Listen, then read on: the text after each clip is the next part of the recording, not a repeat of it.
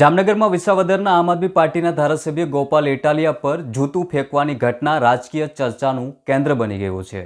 માત્ર આમ આદમી પાર્ટી માટે જ નહીં પરંતુ સમગ્ર ગુજરાતના રાજકારણમાં આ ઘટનાએ ચિંતાજનક સવાલો ઊભા કર્યા છે. ગોપાલ ઇટાલિયા પર થયેલી આ ઘટના સોશિયલ મીડિયા પર ઝડપથી વાયરલ થઈ ગઈ અને દરેક ખબરમાં એના વિવિધ પાસાઓને લઈને ચર્ચા જોવા મળી રહી છે. નમસ્કાર, હું છું દિનેશ ઝાલા. હાલમાં જે ઘટના બની છે તેના તથ્યોને લઈને મહત્વપૂર્ણ વિગતો પર વાત કરીશું. વિડીયોમાં આગળ વધતા પહેલા અમારી ચેનલને સબસ્ક્રાઇબ કરવાનું ભૂલશો નહીં.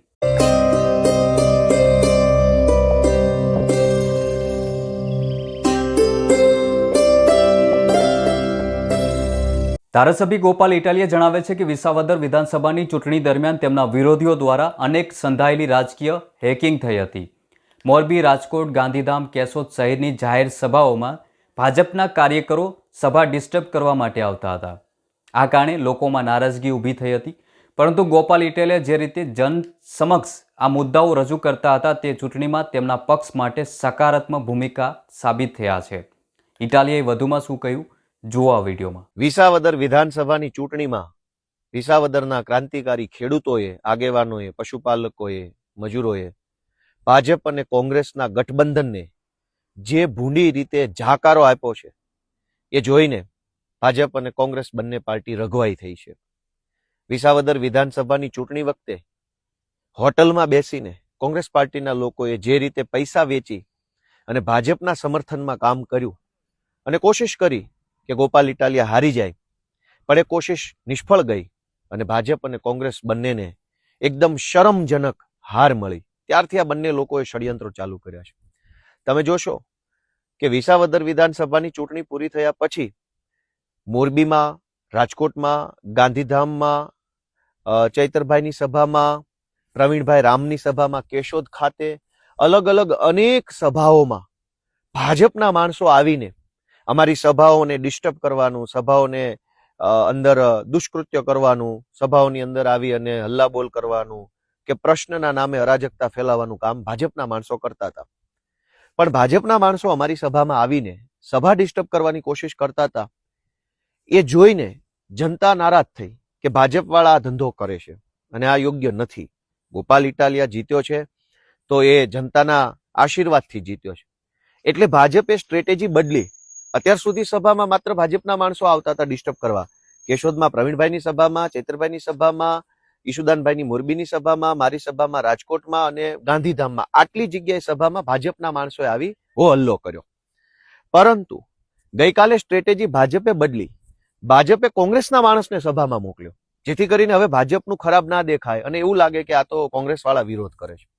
એક કોંગ્રેસી માણસને મારી સભામાં મોકલી અને એને એવું કહેવામાં આવ્યું કે ભાઈ તારે આ સભાને ડિસ્ટર્બ કરવાની છે, જેથી કરીને એવું લાગે કે ભાજપ વાળા નથી, આ તો કોંગ્રેસ વાળા છે.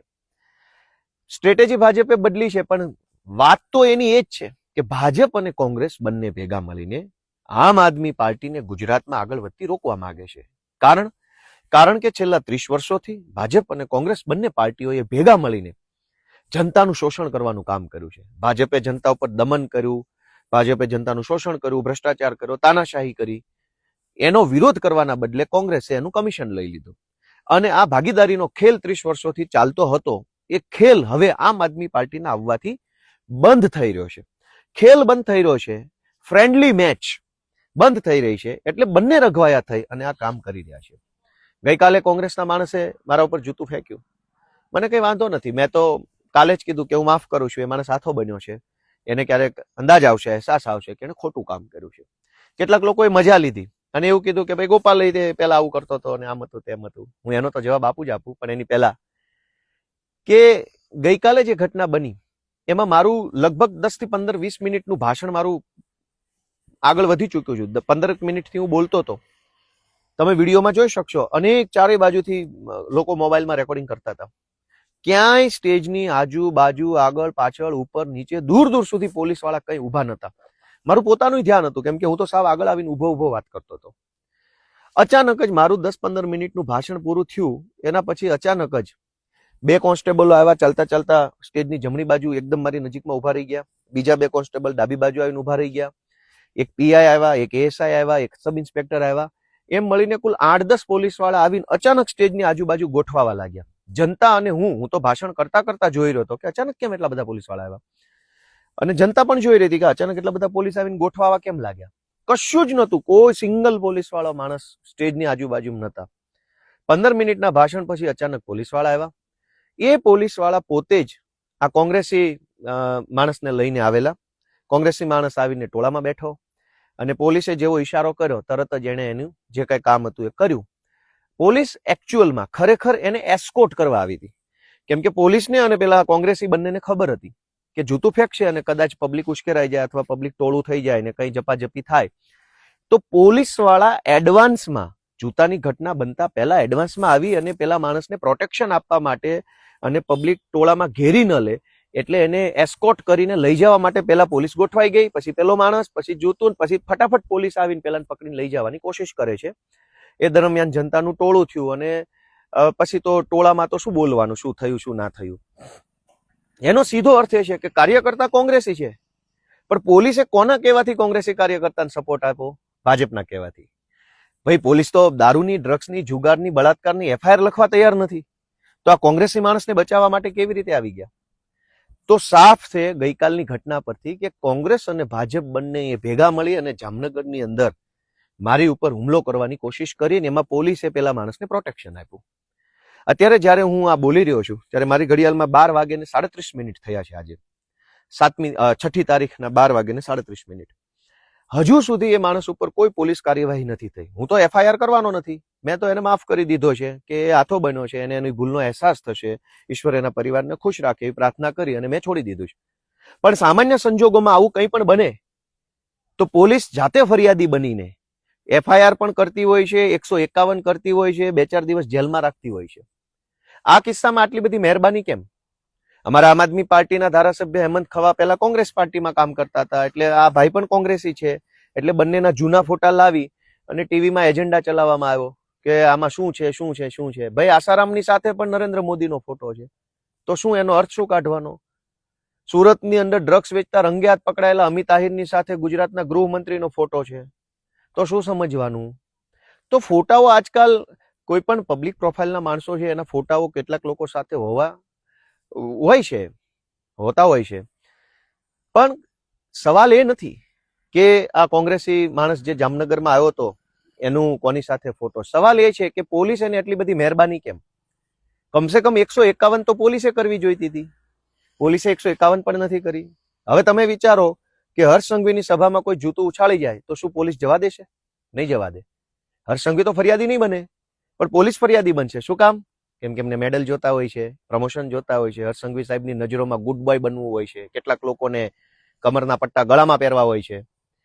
તો દોસ્તો આ ઘટનામાં સાફ છે કે ભાજપવાળા, ભલે ભાજપના નેતાઓનો તો ધંધો જ આવો છે કે અમે કોઈ ષડયંત્ર કર્યું, અમે કોઈ આમ તેમ કર્યું. ભાઈ અમે ષડયંત્ર કર્યું છે તો તમે પકડો એ માણસને, એની ઉપર એફઆઈઆર કરો, એની પાસેથી તપાસ પુરાવા લઈ લો, વોટ્સએપમાં, ફેસબુકમાં, ફોનમાં કોની યારે વાત કરી છે, કોને ષડયંત્ર ગોઠવું, કોને પૈસા આપ્યા નથી આપ્યા, છોડી કેમ દીધો? અત્યારે પોલીસે એની ઉપર કોઈ કાર્યવાહી નથી કરી. એનો અર્થ એ કે પોલીસે એને સપોર્ટ આપ્યો છે પૂરેપૂરો ગોપાલ ઇટાલિયા પર જૂતું ફેંકવા માટે. હવે બીજો મુદ્દો એ છે કે ભાજપ અને કોંગ્રેસને આવા કૃત્યો કરવા માટે સમય મળી રહેશે, માણસો મળી રહેશે, પણ સામાન્ય જનતાનું કામ કરવા માટે એની પાસે સમય નથી. ગુજરાતમાં માવઠું આવ્યું, હજારો ખેડૂતોને આજની તારીખમાં કાણી કોડી મળી નથી. કેટલાક લોકોને થોડા ઘણા પૈસા કદાચ મળ્યા હશે એવું માની લઈએ, પણ હજારો ખેડૂતોએ ફોર્મ ભર્યા છે, કોઈના ખાતામાં પાવલી આવતી નથી. સતત પબ્લિક લાઈનમાં ઊભી છે, ખાતર માટેની લાઈન, માવઠાના ફોર્મ ભરવાની લાઈન, ટેકાના ભાવે મગફળી કે ચણા કે સોયાબીન વેચવાની લાઈન. પબ્લિક તો લાઈનમાં ઊભી છે, ખેડૂતો લાઈનમાં ઊભા છે. ખેડૂતોની લાઈન છે ત્યાં કંઈક મદદ કરવાના બદલે ભાજપ અને કોંગ્રેસ બંને ભેગા મળી આમ આદમી પાર્ટીને રોકવાની કોશિશ કરે છે. આ તો દુર્ભાગ્ય છે. અને કેટલાક લોકોએ મજાક લેવાની કોશિશ કરી કે ભાઈ કર્મનો સિદ્ધાંત લાગુ પડી ગયો છે, ગોપાલ ઇટાલિયાને જૂતું પડ્યું છે. સરસ, કઈ વાંધો નહીં, એમાં શું ખોટું છે? કર્મનો સિદ્ધાંત એ નથી.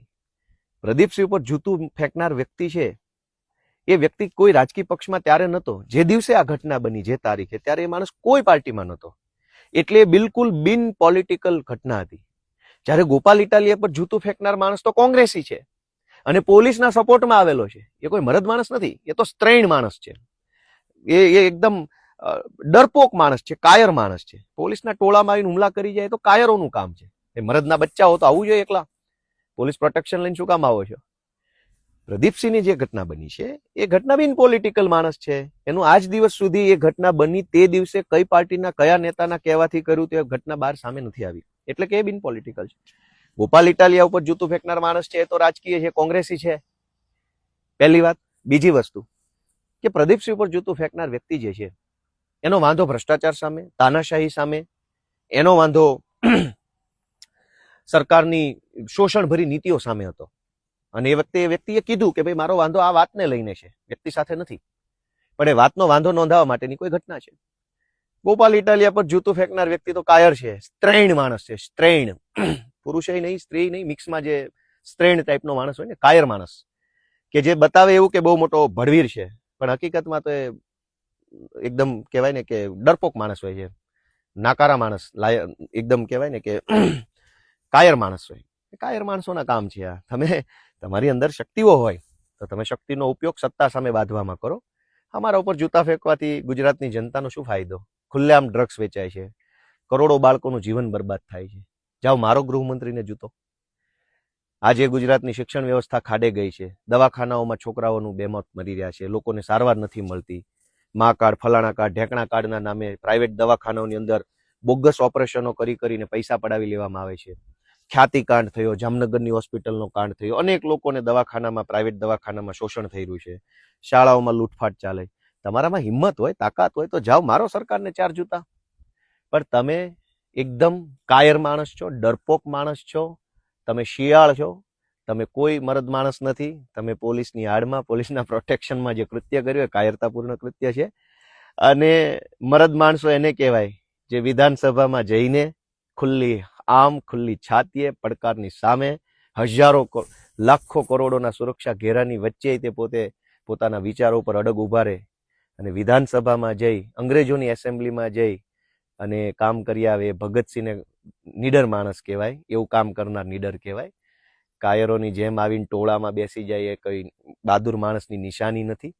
કોંગ્રેસના કાર્યકર્તાઓની વિનંતી છે કે તમે 30 વર્ષ સુધી ભાજપની સાથે મળી જનતાનું ઘણું શોષણ કર્યું છે, હજુ મહેરબાની કરો.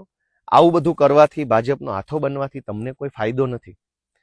હું આજે ગુજરાતની જનતાને એક વિનંતી કરું છું કે આ ભાજપ કોંગ્રેસની જોડીને ઓળખો.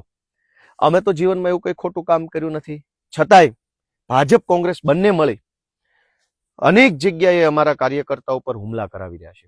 એમાં ભાજપ મેઇન છે. અત્યાર સુધી ભાજપ હુમલો કરતું હતું, હવે ભાજપ વાળાએ કોંગ્રેસ વાળાને ભાડે રાખીને હુમલો કરાવવાનું કામ કર્યું છે. કોંગ્રેસના માણસો હાથો બની રહ્યા છે. એટલે હું આજે ગુજરાતભરની જનતાને વિનંતી કરું છું કે લોકો જાગૃત બને. મુદ્દાની રાજનીતિ જે આમ આદમી પાર્ટી કરી રહી છે અને જનતા સપોર્ટ આપે એવી મારી લાગણી વિનંતી છે. સૌને મારા નમસ્કાર. આ ઘટના ગુજરાતના રાજકારણમાં આગામી ચૂંટણી પહેલા વધુ ચર્ચા અને ચર્ચિત મુદ્દા ઊભા કરે છે. ગોપાલ ઇટાલિયાના નિવેદન અને જૂતું ફેંકવાના બનાવોએ રાજકારણમાં હિંસક પ્રવૃત્તિઓ સામે જનતાને જાગૃત કરવા માટે મહત્વપૂર્ણ સંદેશો આપ્યો છે. આ સાથે જનતાને પણ સૂચના મળી છે કે હિંસા અને ભેદભાવ પર આધારિત રાજકારણ છોડીને નીતિ, જવાબદારી અને જાહેર કામ માટે ધ્યાન આપવું ખૂબ જ જરૂરી છે. રાજ્યની નીતિ અને વિકાસ માત્ર સાંજના ભીડ ભરેલા મંચો પર નહીં, પરંતુ નિયમિત કામગીરી, પારદર્શિકતા અને જવાબદાર દ્વારા જ પ્રાપ્ત થઈ શકે છે. આ સમગ્ર ઘટના વિશે તમારું શું કહેવું છે? કમેન્ટ કરી જરૂર જણાવજો. અને આવી વધુ રસપ્રદ ન્યૂઝ સ્ટોરી જોવા માટે અમારી ચેનલ દિનેશ ઝાલા જર્નલિસ્ટને સબસ્ક્રાઇબ કરવાનું ભૂલશો નહીં.